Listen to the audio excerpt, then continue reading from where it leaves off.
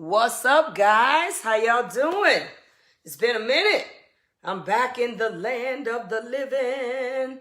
How are you all today? I hope you all are doing fantastic. I'm just going to tag a couple people here so we can get this party started, guys. I'm so excited to be here today. I really am. I'm super excited to be here talking about something that is really important to me, which is the Black business experience, guys.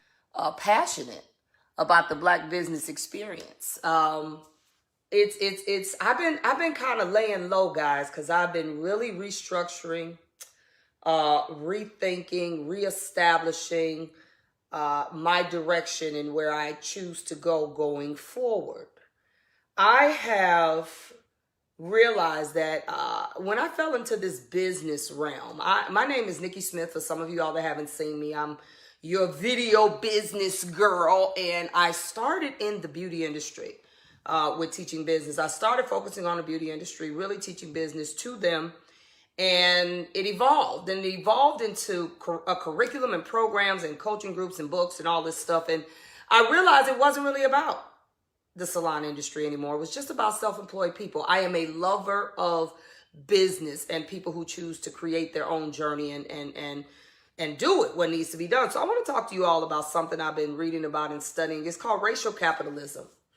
And let me first define what is racial capitalism. I'll tell you. It is a concept proposed by someone named Cedric J. Robinson, which describes the process of extracting social and economic value from a person of a different racial identity, referring predominantly to the extraction of value from those of a non-white identity. So let's just call it what it is. It's basically a way that you can use money, a way that you can take resources, financial resources, and devalue and basically change a person's entire mindset about how they live. That is what racial capitalism. It is a way to control a group of people by devaluing how they see themselves and how they see their ability to financially prosper, okay? I'm going to use an example of how people can be devalued. I have several. I just chose three that I can remember. I grew up in the south suburbs of Chicago, but there is a place in Chicago, it no longer exists, but it was called Cabrini Green. Cabrini Green at the time was the hood, like for real. The hood. It's been this regentrified and all of that. Now it's now high-end townhouses and all of that in that particular area. But at the time it was low-end, high-rise, slum-ran apartment buildings with gates in front of them and very institutionalized. You know, everything the people pretty much needed was on the corner. They could walk to the store, walk to the cleaners, walk to the laundromat rather. And so they kind of created a city within a city, and it was very poverty ridden and very crime ridden, and it just was not a place that if you didn't live there or if you didn't have someone that you loved that lived there, you just didn't go there. You didn't even go through there. So I am actually a lover of seafood. So there was a seafood place that sat smack dab in the middle of Cabrini Green. I don't even know if it's still there now, but it was a seafood place that people came from all over to go to, all over. So here I am. I don't live there, but I would always go to this area. And I told you, people don't typically come over there unless they live there. But this seafood place attracted a lot of people. So I would go there and get seafood. And let me give you the kind of the image of how this sits. It sits right in the heart of downtown Chicago. So downtown Chicago has an area that's always been an upscale area called the Gold Coast. Now, the Gold Coast sits right here, and there is literally a street. I don't remember the name of the street, but there is a street that divided back then the Gold Coast from Cabrini Green. So literally just a street. You cross over, you're in Gold Coast. You go back the other way, you're in Cabrini Green. And the shrimp place was sitting right on this perpendicular street.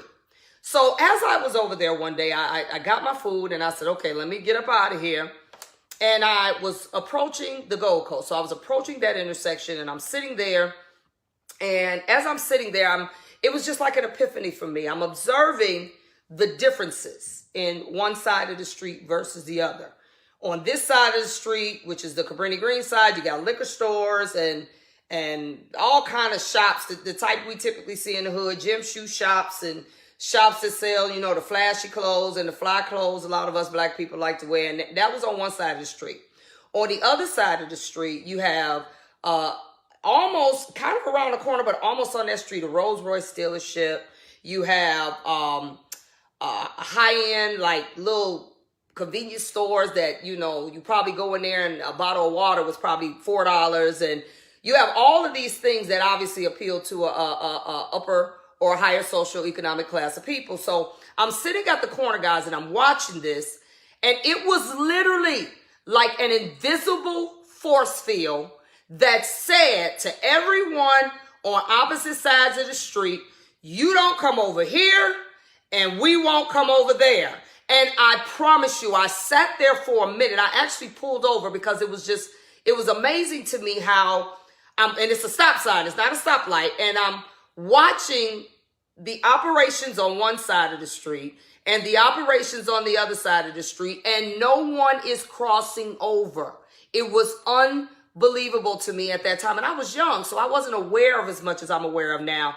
And this is where racial capitalism, I know, comes in. It was a unspoken rule that everyone that lived over there or dwelled over there knew, you ain't got no business over there, and they don't have any business over here. So these are the things that racial capitalism will teach us, the devaluing or the lack of value that we aren't supposed to be here and they know they aren't supposed to be there. There's another example I want to talk about. And this example I'm actually tired of.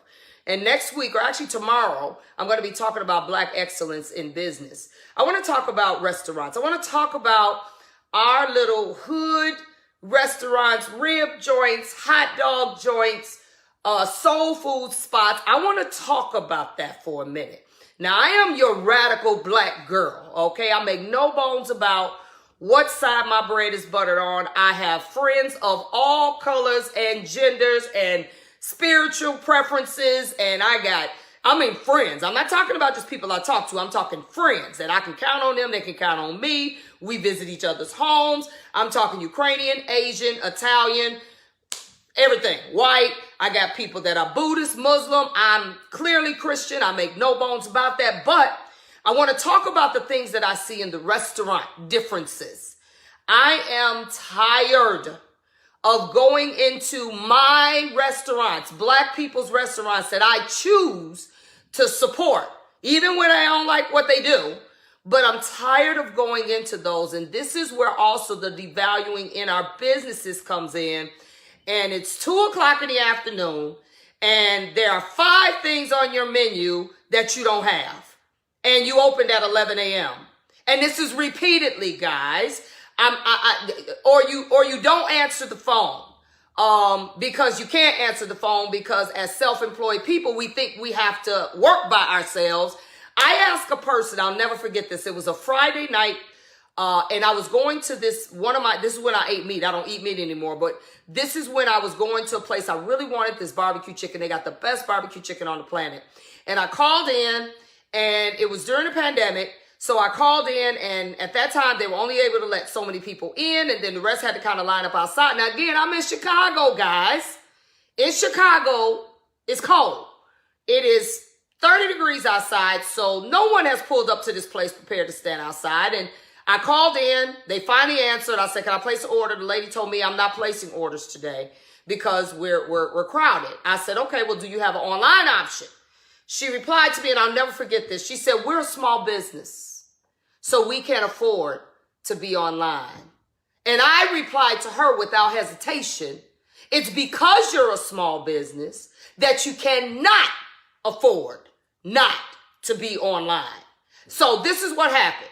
She didn't take the order. She's like, whatever, you come, you do what you got to do. So I got out the car, and I stood in this line with about 20 other people because only 5 are allowed inside. Now, it is 30 degrees. It might be colder than that. Football weather. And we're standing out there. Nobody's prepared to be standing outside waiting on food, right? So about 20 people in line, including me.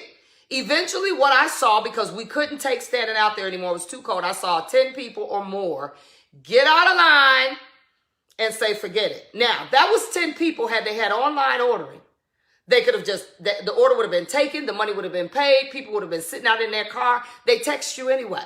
They text you to let you know when to come in and get your food. They could have texted those people and been done. But this is the kind of stuff that our idea of how our businesses should be run, I now know from studying, and I'm going to go deeper into this as the week goes by, concerning racial capitalism. How we operate in our businesses is totally connected to how we value how we do business, the Black excellence, the Black experience. And this is something that if we want to change it, we can't blame anybody anymore on that. We have to do the necessary things about changing. Okay, let me go to my industry.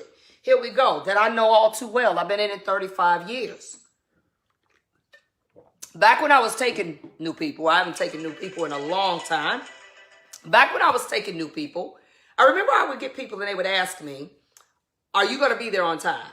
And it was baffling to me because I've always been there on time. I'm early. Matter of fact, I'm never late. So as I grew in this business, I realized that the reason they ask those things is because the average salon and barbershop in Black neighborhoods, unfortunately, and I know this because I've experienced it, seen it in salons I worked in where I wasn't late, but all the other ones were, we have gotten into this acceptance, meaning the clients accept it, we do it, we get there whenever we feel like getting there, and we think that's okay. It's not okay. It's not okay, guys, for a client to be sitting there waiting on you for an hour, for a half, not even 5 minutes. You knew that that was your appointment time. You make your own schedule. If you want to come in later, book yourself later. And this is the type of stuff. I don't know whether you all know it. I've been studying this for the months that you really haven't seen me. I've been really deep in studying. I wrote more books that will be released in November. And this is the type of thing that are devaluing of how we see our financial positions and are devaluing. And this has been indoctrinated in quite a few of us, guys. Not everybody, quite a few. And I'm going to flip it in a minute. So if y'all getting mad and offended, give me a minute, okay? This is the type of thing that has been the norm in a lot of our Black businesses. So for those of you all self-employed, I'm talking transportation companies that pick you up late. I'm talking about catering businesses that come to the event 20 minutes before the event is supposed to start, yet they're supposed to be set up and ready to go. Anybody Black out there, and I love my people, so don't get me wrong, but it is something that our idea of valuing our businesses and the rules and regulations that go with them has been tainted, guys. So let me go to another example. Let me tell you about those of us. This is me, okay?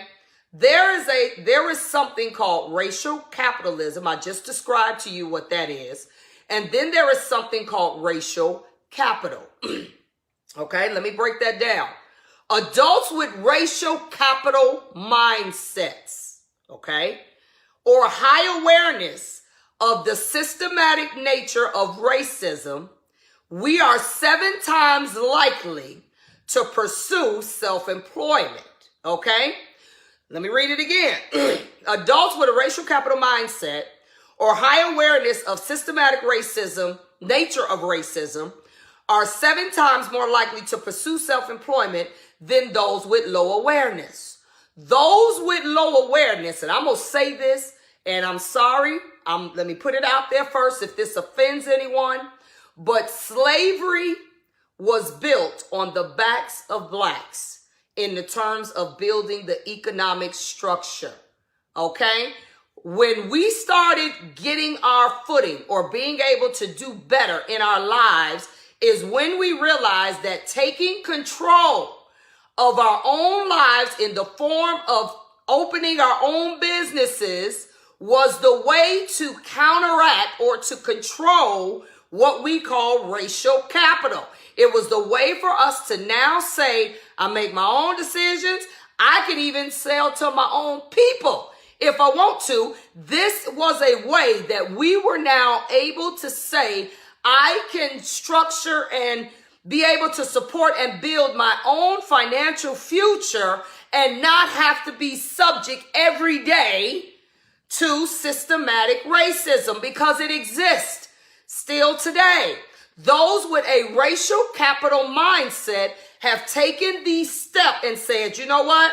I don't want to be bothered with all that. So what I'm going to do is I'm going to open my own business. I can come in when I want to. I can do what I want to. All of that matters.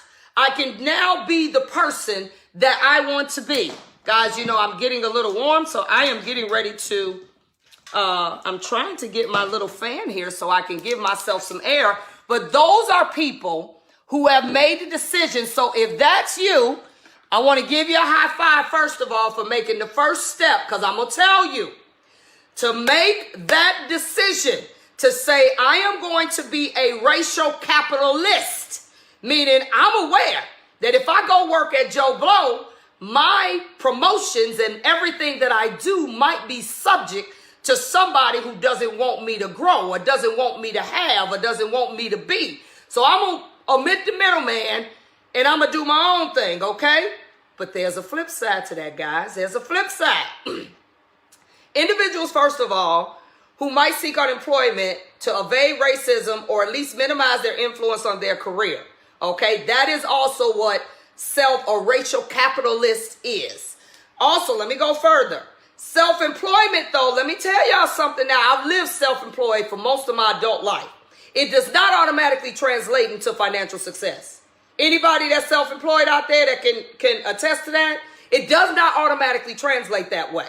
Okay, because there are some things you must do. I have done them wrong. I have done them right. I've done them wrong again. I've done them right, but I got it now, guys. I got it.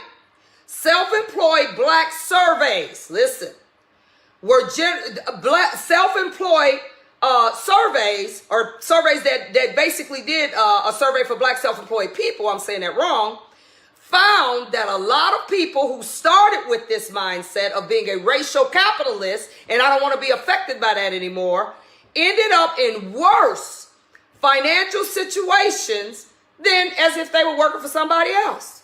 Did y'all know that? Okay, and there's a reason. I'm getting ready to get to it. I'll say it again. Surveys that actually took or did surveys for self-employed black people found that generally a lot of self-employed people were in worse financial positions than they were as if they had worked for somebody. And I'm going to explain why that happens, okay? This is one of the first reasons. Self-employed people, now this is according to the world standards, I'm going to spin it, were less likely to have a college education. Now, I don't believe you need a college education in order to be successful financially, but you do need education in some area. Let's go back to the restaurant owner.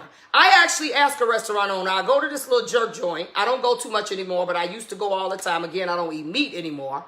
But when I used to go to this place, I said, who's the owner? One day I just had to say something. I said, look, I'm not tripping. I'm not doing any of that. Please don't take this offensively, but I need to understand. I've been coming here for about 7 years, and this is a jerk chicken joint, but you don't have chicken wings, or they ain't gonna be ready for 2 hours. You don't have chicken breasts, or they ain't gonna be ready, or the truck ain't came and brought the breasts. I need to understand, and I'm not saying that no other white or other nationalities have this problem ever, but we having it too much.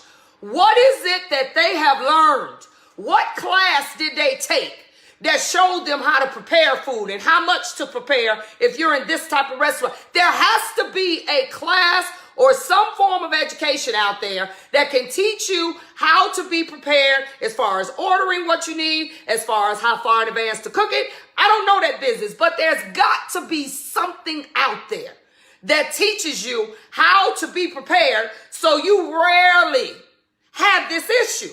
Okay, so when I talk about education, I'm just saying learn your craft. Learn what it is that you do. Learn how to do it better. I don't care if it's a webinar, if it's a class, if it's a school, if it's a book. I don't care what it is. There are ways, even without a college education, to learn and gain the knowledge of what you do so that you can do it better and not find yourself in these positions, okay? So let me talk about it. The topic of this was about you are not a W-2 employee, okay? I need you to understand that. You are not a W-2 employee. What a W-2 employee gets that you don't, and I'm going to break down, there are 4 major benefits that W-2 employee people typically get that self-employed people don't. This is where, even though you had that racial capitalist mindset, you like, I ain't gonna deal with this. I'm gonna go into my own business. You forgot that you also gotta handle some things yourself. There is no one matching anything. There is no one putting anything away for you. So these are the 4 major types of employee benefits that someone that's a W-2 gets that self-employed people don't. This is where your financial success it'll rest upon these decisions. Medical. The health, I have had surgery 10 times now. 10 times in my life. I know what it means to be off 2 weeks, 4 weeks, 6 weeks, 8 weeks, 10 weeks with no income. That means there is no medical. There is no sick time. There is no vacation time. There is no family leave, FMLA or whatever it is. I don't even know what it's called. That doesn't exist, guys. So that means that as you're making your money, you can't spontaneously spend like every W-2 person because you don't have a check guaranteed to you. Your health, it also means that I have been very guilty of this. It also means that you cannot neglect your health. Your health, our health, because I have been guilty of it and God knows I've turned it around. Our health in our business as a self-employed person, I don't care if you're videographer, photographer, hairstylist, food truck owner, transportation company, tow truck company, barber, I don't care what you do. Your health literally is the difference in your business failing or succeeding. So we don't get medical. When you sick, you still got to go to work. So you cannot treat your health like someone that gets a check. That if they get sick, they'll get time off. If a woman gets pregnant, they got maternity leave. You don't have that.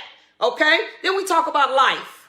If I see another pass the hat for someone who has not taken the time to get a stinking $10 a month life insurance policy or just a little term policy, if I see that again, but yet all I'm looking at is red bottom shoes and purses that are more than what you got in your bank account, and I'm looking at cars with car notes that are more than the mortgage, if I see that one more time, I'm going to scream.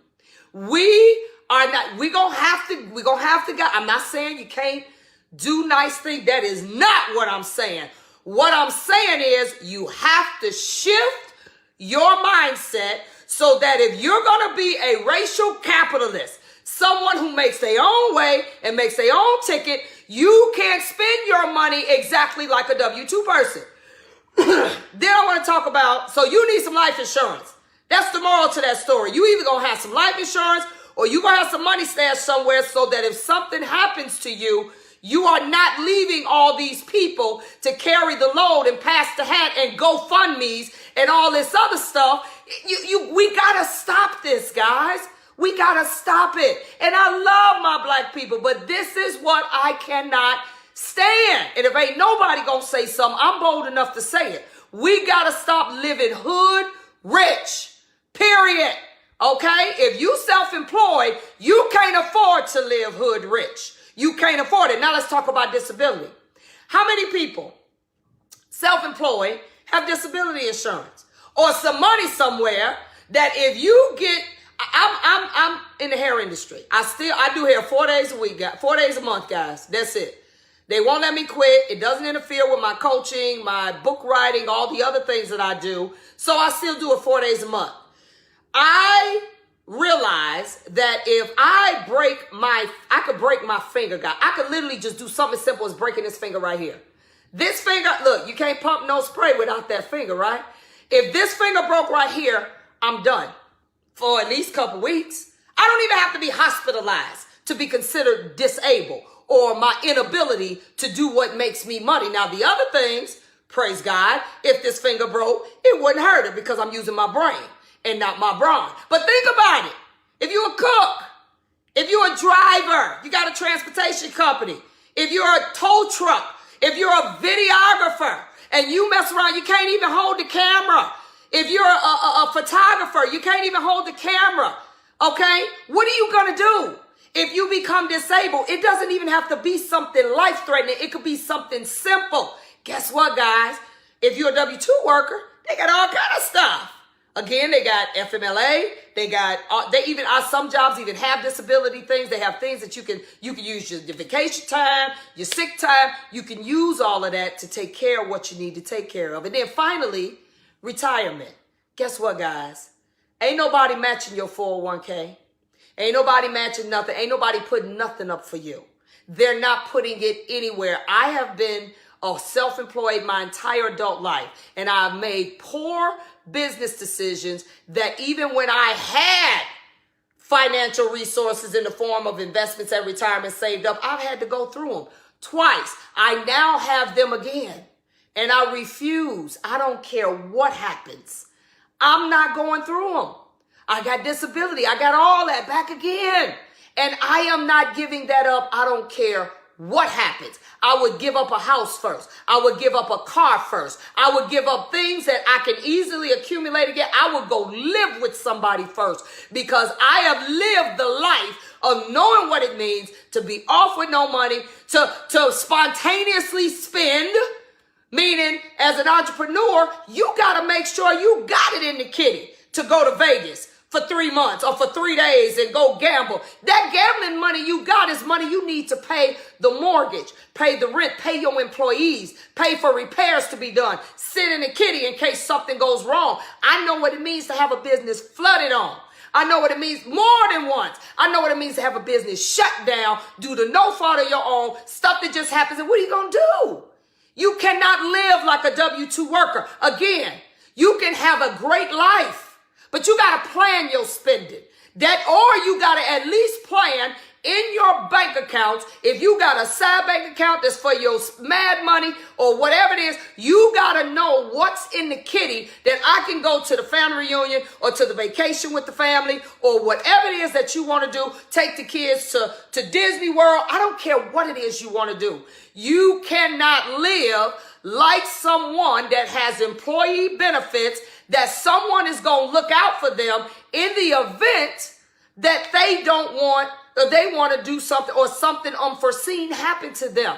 You cannot live this way. I've watched it for years, and I watch people me myself have fallen into trenches because I'm out here spontaneously spending. I done jacked off $5,000, not realizing, oops, I didn't pay the light bill. Whoops, I didn't pay the gas bill at the business. Whoops, oh Lord, I got to pay these employees. I didn't realize I needed this inventory. I don't live like that anymore.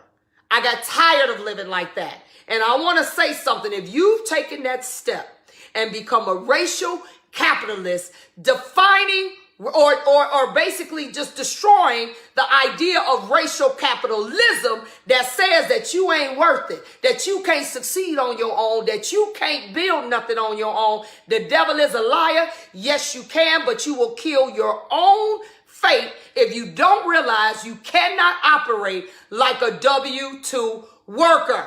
Okay? And don't let nobody tell you that what it is that you've now inducted yourself into running your own business, it ain't worth it. You need to just go get you a job. You need to just do this. There are a lot of people that have succumbed to racial capitalism. They rather go work, and ain't nothing wrong with that, y'all. I'm not saying anything is wrong with either way. You've decided racial capitalism is where you gonna fall. I ain't doing all that. I'm gonna work for somebody. I need a check. I need some stable money. I ain't hustling for my money. That is fine.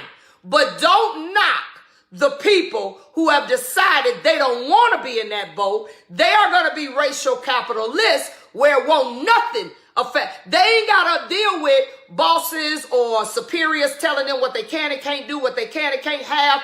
They make their own ticket. But for those of you all that make that decision, you have to change the way you think, or as the statistics say, you will be in a worse position after you make that decision than if you had just went and worked for somebody. Now, I'm going to tell you, I coach a lot of people, a lot of business owners now. They are not all in the hair industry anymore.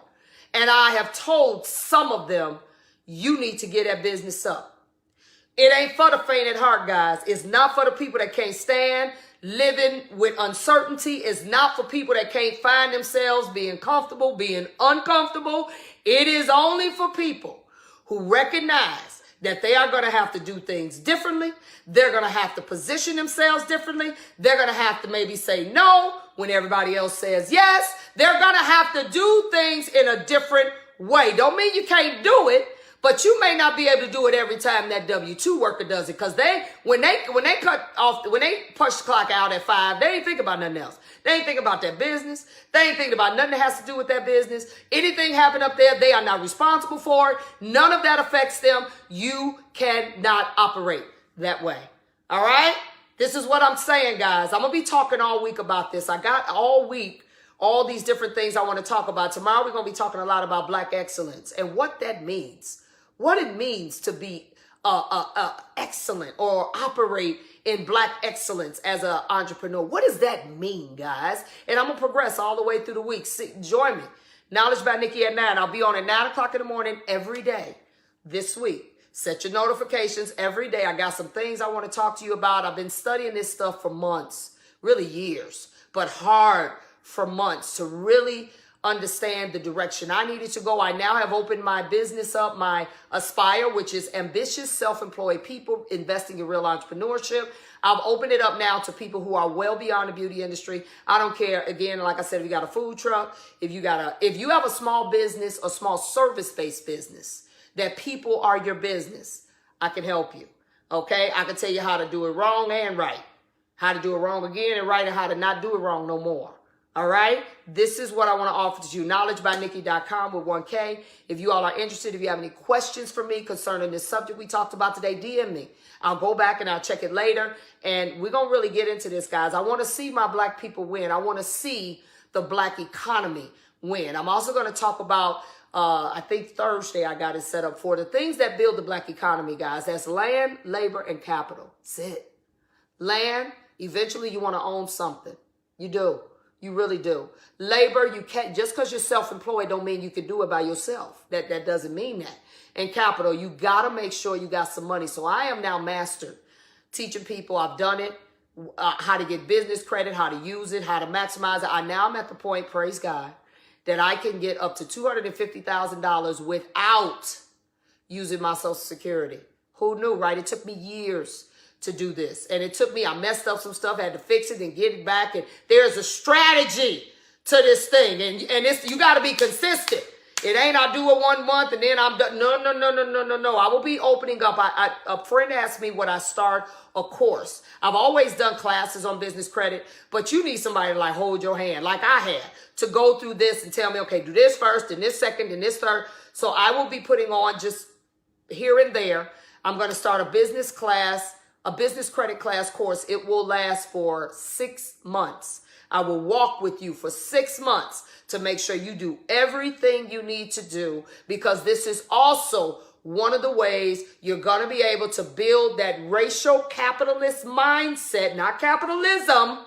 Capitalist mindset is you're going to have some other resources on how to get capital other than digging in your bank account and using your Social Security. So see me tomorrow, 9 a.m. Central. This is Knowledge by Nikki at 9. Any questions, DM me, or you can go on my website, knowledgebynikki with1k.com. There's a area there. You can email me a question, but we're going to get down into this, all right? Peace out. Have a great day.